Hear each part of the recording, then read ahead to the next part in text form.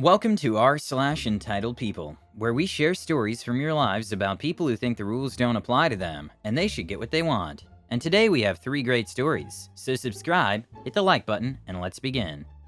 The first story. Have you found Jesus? Yes, he's down at the thrift store for $25.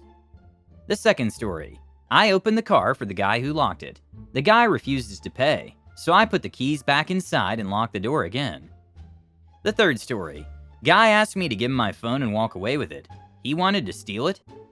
And the first story is, how can you charge so much for something you got for free?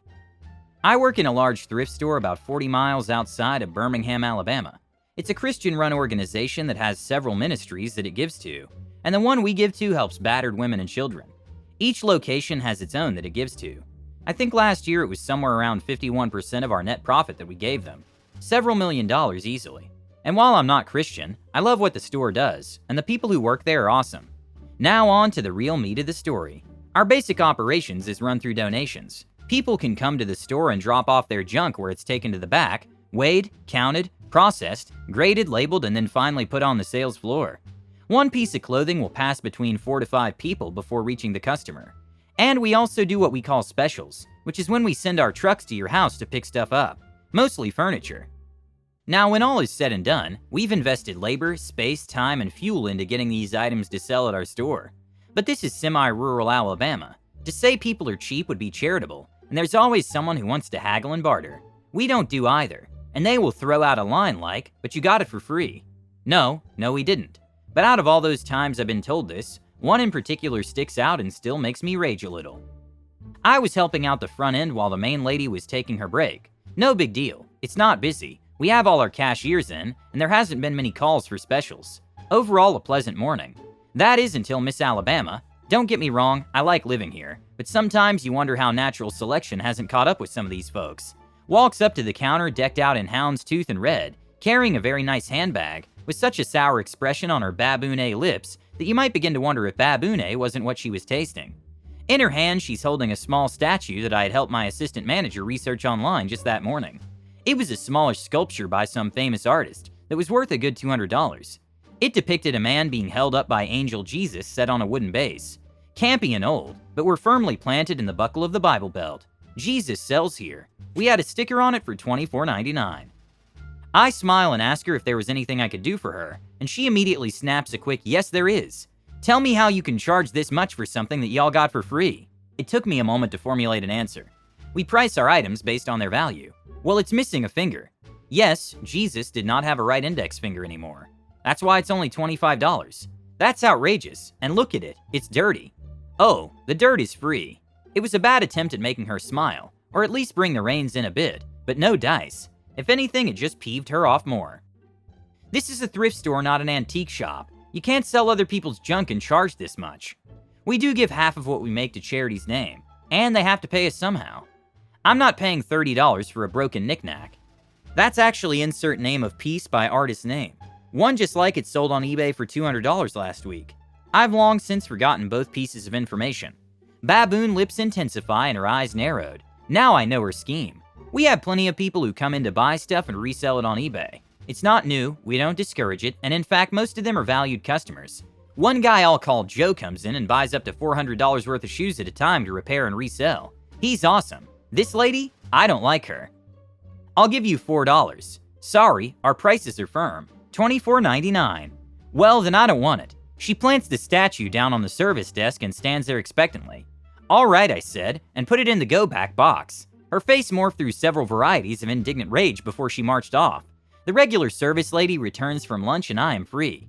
A few minutes later, I see Miss Alabama walking around with the statue again, and she approaches the floor supervisor. The floor supervisor is a sweet older lady who's devoutly Christian, but with just enough sass to make her one of my favorite coworkers. "This didn't have a price on it," she says sweetly. "How much would you say this is? I found it over near the knickknacks." So much lies, but I've been in retail long enough to know going up there to declare her a liar is all forms of nope. So I just sit and listen.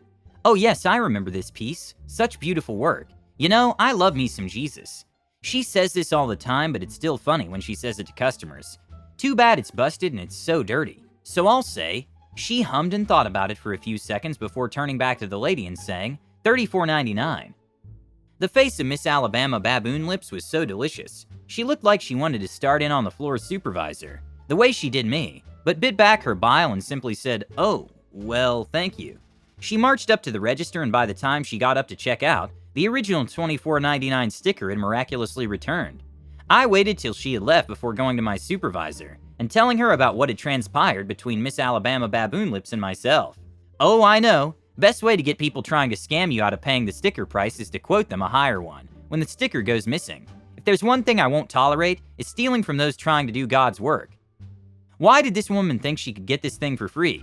There must be a special name for people who try to scam charity stores. Something completely new, because these people deserve something special. I would tell her that because she lied about the lack of a price tag and called the price $34.99, the price is now $34.99.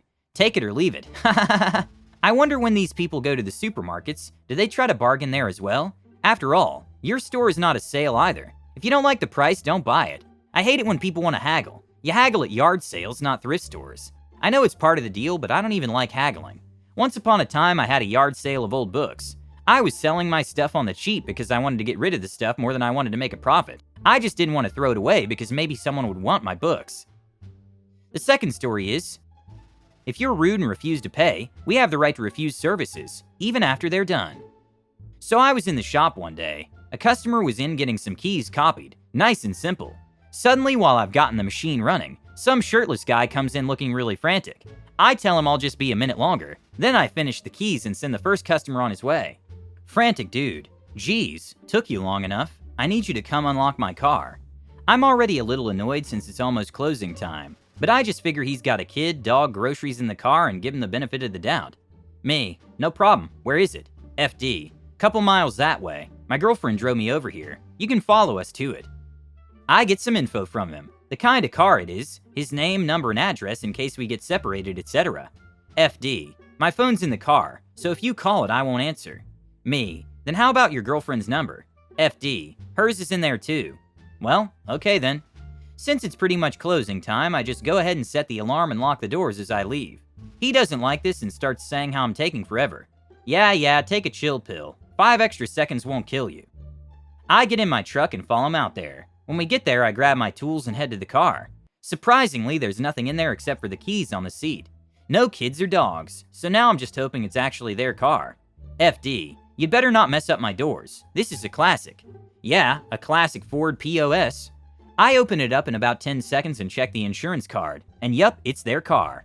I pick up the keys and go over to him, tell him it's $40, and he just looks at me dumbfounded. FD, wait, you mean I have to pay for this? Yeah? Me, yes sir, we charge a service call when we have to go out to the location. FD, well I'm not paying for that. You did it in 10 seconds. I could have done that myself if I'd have known. Me, well I'm sorry, but I can't do this for free. I could have, but there was no real urgency, like a life endangered. Plus, he was rude about the whole thing. We normally would just bill someone in this situation, but we've been burned too many times, so we'll only do that for companies. FD, I'm not paying for that. I don't have any money. Me, then if you think you can do it yourself, go for it. I throw his keys in the car, lock the doors, shut it behind me, and leave. I get home about 10 minutes later. Then after probably an hour, he calls back. FD, I can't get it open. Come back and open my car again. Me, I can go out again, but I'll have to charge you for 2 service calls. FD, F you a-hole, I'm not paying you $80. Me, then you can call out other locksmith nearby. I'm sure he'll be happy to help you. Click. I didn't tell him, but they charge $100 to unlock cars. Never heard back from him. I think this guy got paid because of his stupidity. Now let him pay $100 to have his car opened. Although he could have paid $40 and gone home. Why did he think that you should do the work, especially before closing time for free? If I were you, I would call every locksmith in town and tell them my story. See if that jerk gets any help. Or you could choose the second option. When he called the second time, I'd say, sure, if you come back to my store with $100 cash, I'll come back and open your car. Otherwise, I wish you good luck finding another person to open your car. By the way, you have 10 minutes to get here. It also annoys me so much when customers do things like, it's urgent. Now. You rush to get it all together, and then you realize it's not that urgent. It could have waited until tomorrow. The last story is, no, you can't go through my phone. I work in a glass shop in a strip mall. Not too long ago, I was standing outside of my shop having a cigarette and playing around on my phone, pacing while I do so. I'm not paying attention to anyone. I'm off in my own little world until this random guy, RG in his late 20s, comes up and stands by me in the door until I acknowledge him. The conversation went as follows. Me, hey man, how are you? Anything I can help you with today? Random guy, maybe, this seems a little weird, but do you see that car over there? Points to a car about 50 feet away with two ladies in it staring at us. Me, yeah? RG, well my girlfriend and her mom are in there, and they said that you're spying on them and recording them with your phone. Me, you can go back and tell them they're mistaken. I'm just having a smoke and playing on my phone. Show them the screen that has the game I was playing still up on it. RG, oh, okay. You sure you weren't recording them? Me, I'm very confident that I know the difference between my camera app and a game. I have better things to do than film a couple people sitting in a car across the parking lot. No offense, I'm bored, but I'm not that bored. RG, gotcha. Thanks, man. Walks off. Thought that would be the end of it. I watch as he walks to the car with the ladies and I just shake my head and chuckle, and go back to my smoke and my game. A minute or two later, random guy comes back. RG, hey again. I hate to bug you, but the ladies don't believe what you told me. Me, don't know what to tell you, sir. They're of no interest to me. I promise you I've taken no pictures or video of them. Now, if you don't mind. RG, right, listen, would you mind if you went over to the car and let them see you have no videos on your phone of them? Me, I do mind. A lot, actually. I'm not gonna let them go through my phone because they're paranoid. I'm minding my business. I suggest you guys do the same. RG, I know it's wild, sorry again. Just to make them feel better, can you let me go through it so I can tell them everything's cool? At this point, he reaches for my phone. Of course, I pull away. Me, hey, back up. RG, come on, man, are you hiding something? If not, you'd have no problem letting me see. Me, I'm not hiding a D thing, but you aren't going through my personal stuff. I don't know you, I don't owe you. RG, it's not a big deal, man. I'll look, then I'll leave you alone. Me, you're gonna leave me alone right now. This is insane. Can I go through your phone and pictures? RG, huh? No, absolutely not. Me, is it because you're hiding something? RG, no, but... Me, but it's none of my business, right? RG, right. Me, see my point?